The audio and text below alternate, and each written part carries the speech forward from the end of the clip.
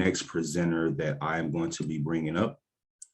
Toastmaster Rebecca Fagan has been a member of District 24 Toastmasters since April Fool's Day 2008, and she was presented her first DTM by former Toastmaster President Mohammed Murad. She has completed one more legacy DTM since then and is working on 2 Pathways DTMs now. Rebecca has served the district in several capacities: District Treasurer in 2013, Area Governor in 2014, Division Director in 2016, Assistant Division Director in 2017, Acting District Administration Manager in 2020, and District Club Retention Chair for 2020 and 2021. She belongs to 2 community clubs, River City Speakers and NMC Voices for Change, and 2 advanced clubs, Road to DTM and Dynamic Speakers. Rebecca has co-written and published 6 books that have been featured at the 2018 and 2019 Toastmasters Convention bookstores. She and her co-writers are working on book number 7, Spotlight on the Art of Speaking, which will be available in March of 2022. District 44, please help me welcome to the camera distinguished Toastmaster Rebecca Fagan. Wow, look how big I am. Okay, I have a question you can answer in the chat. How many of you belong to low member clubs? 12 and below. That looks like quite a few. Oh my goodness. All right, and how many of those low member clubs actually have a coach? Do you find coaches hard to find?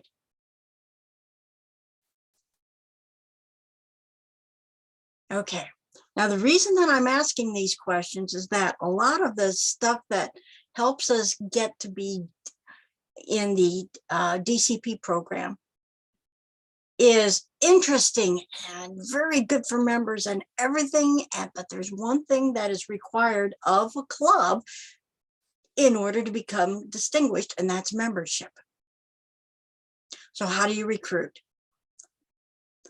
Well, today we are going to be discussing club avatars. Now, the dictionary defines an avatar as the embodiment as of a concept or philosophy, often in a person. So an avatar is a picture or a cartoon picture of your average member. Why do we need to know that? If we know what our typical member is, we can pinpoint what our specific club does to attract that kind of person. Well, so what is your typical member? Have you looked at your club to determine what everyone has in common? John C. Maxwell, a very wise man, once said, you don't attract what you want, you attract what you are. He was a noted leadership guru and has written over 100 books on leadership, hosted semi-annual leadership training and certification events, done countless leadership seminars, webinars, and Minute with Maxwell presentations. What do you suppose he is? Well, he's a leader, and he caters his teaching and activities to the leadership aspect of business and volunteer organizations. He is a leader who attracts people who wish to lead. Now, Ralph Smedley, we know that guy, right? He's the founder of Toastmasters, and he worked with young men at the YMCA. He was an excellent communicator and coach. Now, why do we consider him a coach? Well, because he involved the members in helping each other improve their speaking abilities, listening skills, and leadership skills. The clubs would thrive without Mr. Smedley's physical presence because they learned from a great role model. When we coach clubs, we want members to save their own clubs. We're not going to go in there and wave a wand and make it all better. In other words, we're coaching future coaches. We give the members opportunities to grow in multiple disciplines. So we don't have just one speaker that works in the group. Everybody in the group is going to be a speaker at one time or another because they're working on their personal goals. We have a club full of speakers, just like we don't have only one person in the club that does evaluations or another one that exclusively comes up with the table topics. Not everyone coming into our clubs wants to be a leader, but will have the skills should they be needed. Not everyone that wants to be a public speaker, but they will be able to speak at a school board meeting or inspire a graduating class.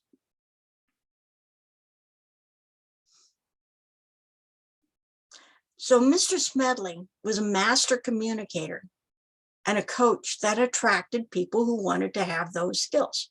Now look at other groups outside of Toastmasters. What kind of people join a bowling team? What kind of people are attracted to a church softball league? Well, these are all very specific interest groups. If, however, you were to advertise your group as a sports club, what kind of response would you get? Well, you'd have people looking to join a club, and they would assume that your club would service their idea of what their sport was. So they'd be showing up with footballs and cricket bats, in leotards and mountain climbing gear, hockey skates and figure skates. They might even have some that just show up with beer and pretzels, thinking it's a place to watch and cheer their favorite sports teams. None of them will stay. You aren't serving a need that these people have. You certainly are not solving a problem for your potential members. Remember when Verity was talking about the gift, and you got to the F, where you were to fill in the gaps, where you were to fill in the holes? That's exactly what we're doing for our members.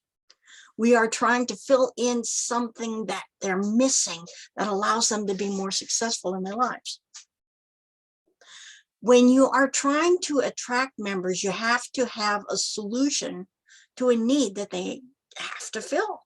A gap in their experience or education, the missing piece of their success puzzle.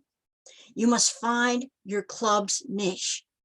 Yes, everyone that fogs a mirror could benefit from belonging to a Toastmasters club, but you don't walk up to people and say, here, breathe on this. You casting too wide a net will get you just as many boots and toilet seats as fish.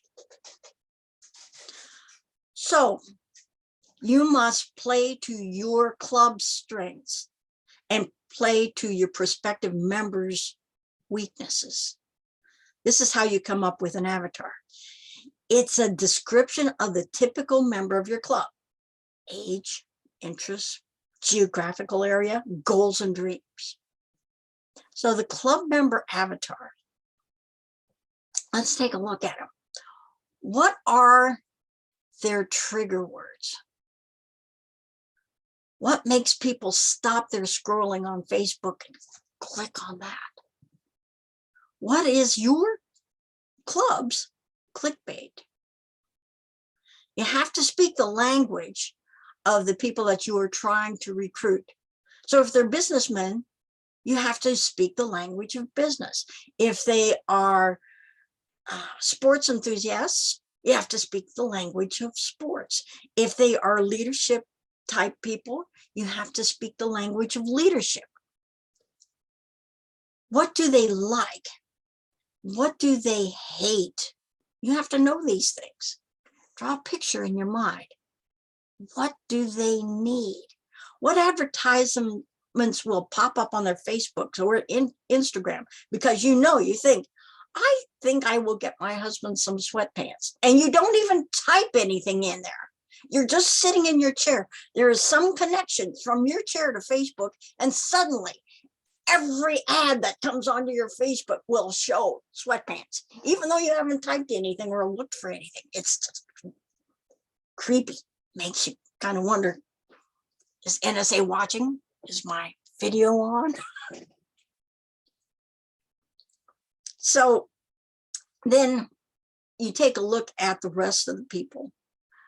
Why would I want to work with these people in particular? What makes them tick? What kind of movies do they watch? Are they successful? What is their typical day like? What do they believe in? Who are their villains? Are they happy? If their lives were perfect, how would they know? What do all of these people have in common? People don't need coaching if they have their lives together. They're looking for something to fill in for perceived void in their lives, for fun, for new skills, for new friends, for feeling of acceptance, for self-improvement. Let's go back to the other groups. Why would people join a bowling team? Well, they like to bowl. There's an emotional component, though. It makes them feel good. They like the camaraderie, the food, the atmosphere. Now we take a look at the logical aspect. This is the way to exercise, improve eye-hand coordination, connect with team members who might live in the same neighborhood or work at the same business. It allows people to express themselves and relieve stress. And if that's what you put in there, they're not going to buy. They will come for the skills, but they will stay for the emotions. They make their choices emotionally and defend them logically. So you have to appeal to that emotional thing. Do you get frustrated when somebody asks you a question and you don't know how to answer it? And you stand there and you go, Have you ever had to talk to your boss? He meets you in the hallway and says, so how's that project going? And you want to jump into a trash can so he can't see you? See, that has addressed an emotional issue that people face. If you ask them questions, what is your fear? What if we could alleviate that fear? What is your shortcoming? Maybe we could enhance that area of your life to make things better. You see how that works? They will come for the skills, but they will stay for the emotions. And people must have a reason to try a new activity because there is a need to be fulfilled. It may require a person to give up something that they like to get something that they love. They may have to give up 2 hours of TV time to go to a meeting. It has to be worth it. To find out what your club has to offer that people would give up for, look at the current members. There's a club called Capital Voices. They're located in Lincoln, which is the capital of Nebraska. You'd think they would capitalize, I couldn't resist, on their name and location and attract speechwriters, politicians, publicists, lobbyists. They don't market themselves that way. Their purpose is not clear because they're targeting everyone that way. Their purpose is not creating any kind of curiosity. They are a Toastmasters club that caters to everyone in the city because everyone can benefit. Yes, indeed. And not a single member is involved in politics of the state. Their avatar is like the little stick guy that you see on the back windows of those cars. It says, this is my stick family. In order to clarify our audience, to identify our avatar, we have to address the needs of the club. Now that's spelled N-E-A-D-S. Now I can spell, but this works. N is what is now. What does the club do well now? And you need to be as specific as possible. What can this particular club provide for its members? What are the best parts of the meeting? What value do current members get from attending? Do they learn something beneficial to their lives? Can they take home a new perspective? Will it expand their influence in worthwhile projects? Okay, now let's look at the prospective member. What does the prospective member need now? What problems do these prospects want to address? How can our club fill that role? Imagine that your prospect is one step away from success and that our club has just the tools they need to help that prospect bridge that gap. What would it be? Now, this takes a lot of sitting down and hashing through what is the best in your club. And it'll take more than one person to come up with this. You need to address all the members of your club to find out why they are in the club and what attracted them. Okay. Now, take a look at what they enjoy. What is the atmosphere of your club? Let's take a look at that. What is the environment? What is the draw? Is it intellectual stimulation? It is in one of my clubs. Is it the feeling of accomplishment? Well, that's our road to DTM. We get lots of people DTMs. Is it the support they receive when expanding their comfort zone? Because that's a scary thing to deal with. Is it measurable progress on the way to a specific goal? Is it a deeper friendship? Is it exposure to more diversity?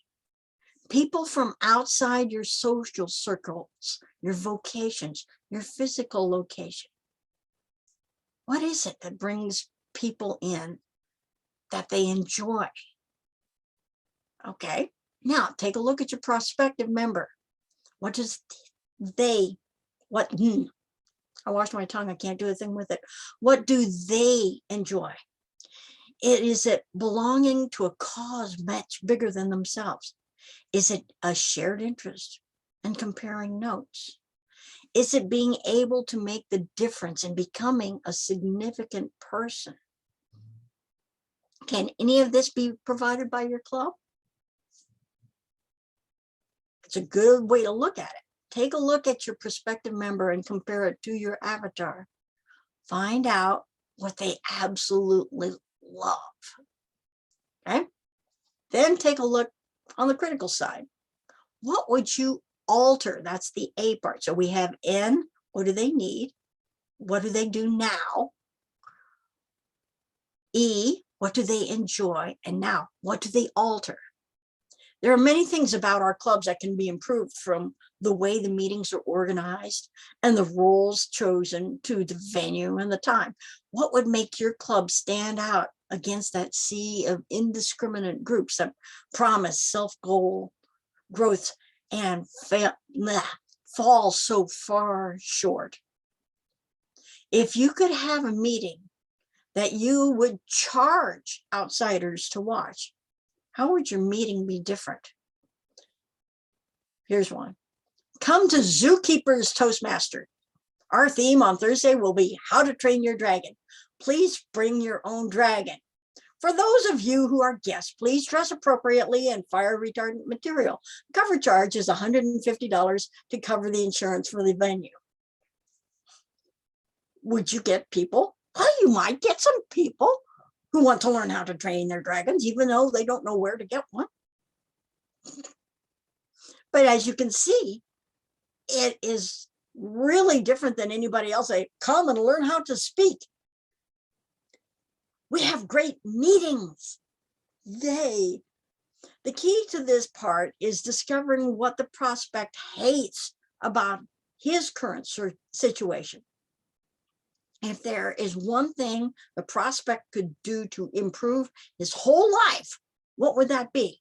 Would it be a new job, a new partner, the ability to lead a Boy and Girl Scout troop, negotiate a hostage situation? This is the button we need to stand on. And to do that, you ask questions. You put it into the form of, if we could do this, then would you do this? Is there any reason why you wouldn't want to get some more information? If we could do this for you, could you do this?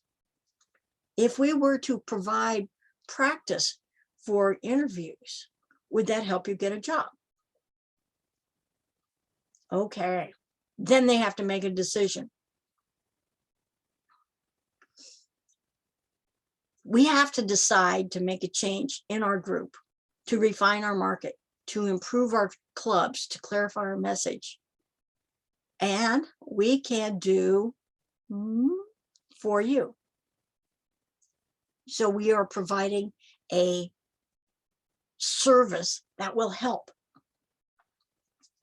After identifying what our market is and discovering what our prospect avatar is, we must decide how we are to accomplish this task of bringing more people into this circle of bliss that we call our club. It is not a decision to be taken lightly, as it will require commitment and focus. This is where we ask our clubs and those we coach, do we want to survive and thrive? This is a hard question. And usually it's the hardest question that the club will ever have to answer. Then we take a look at our prospects. We know that people make decisions emotionally and defend them logically. What is the one thing they desire that will result in making them happier? What is the first step they need to take on this journey to get what they love? What is going to take them from their hell to their heaven? This is what we provide. This is what our clubs need to identify and dangle in front of them. This is the little carrot. We must remember that the member decides what's important, not the club. So then they make a decision, and that brings us to the solution.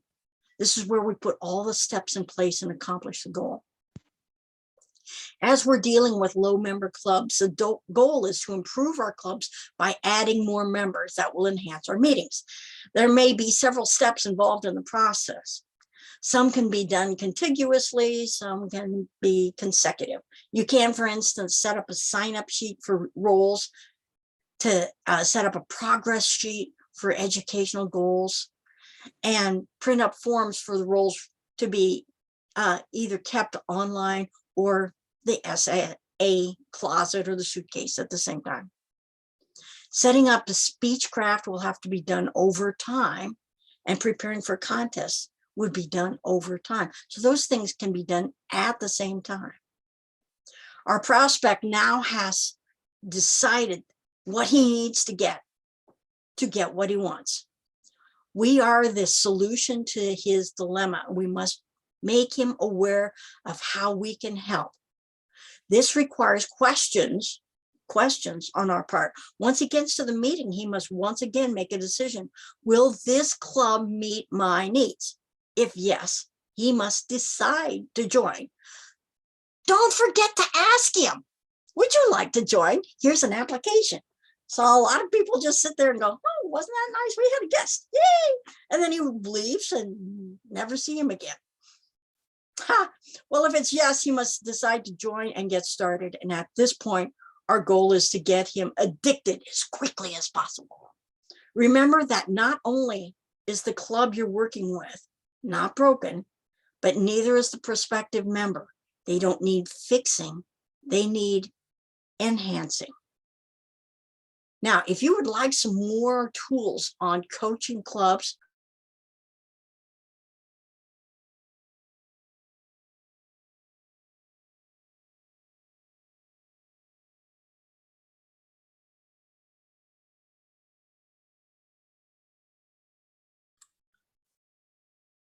Uh-oh, looks like we're having some, Rebecca, you were muted. Can you, it sounded like you were doing a wrap up here. We want to go ahead and allow you to finish your thought, and then we're going to transition to our sessions. So do you want to go ahead and finish that final thought there? Sure. If you want more tools to help with coaching your own clubs or coaching clubs as a Toastmasters coach for your district, we have an opportunity on the second and fourth Mondays for coaching coaching, I guess, coaching. Members of your trio have already taken an interest in this, Rod for one and Carrie for another, and have visited and looked at the recordings of our meetings and everything. And we offer a lot of different things to do that. If you would like some more information,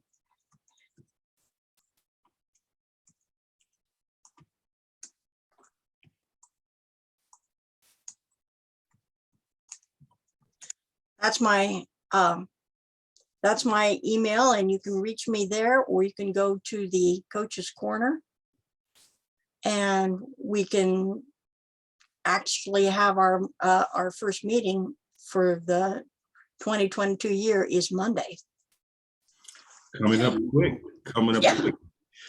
Thank you so much, Rebecca. This was great information. Now you all see why we were so excited. This is some great